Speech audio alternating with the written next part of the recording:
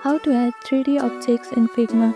In this video, I'll show you how to easily add 3D objects in Figma using plugins and workarounds. Let's get started. First, make sure you have downloaded Figma on your device. After that, click on search bar and open Figma app.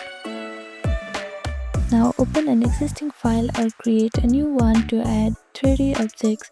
Then click on the resources icon at the top and then go to the plugins tab. Here search for 3D related plugins like Victory 3D, Spline or Figmotion 3D. Choose a plugin that fits your needs and click install. Open the plugin from the plugins menu, then either import 3D models from external sources or create your own 3D shapes inside the plugin. Customize the object's colors, lighting, and rotation to fit your design perfectly.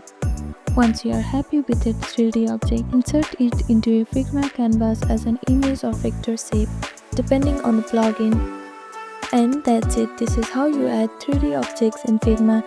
Thank you for watching this video. Please do not forget to like, share and subscribe to our channel and comment down below if you have any other queries. Thank you.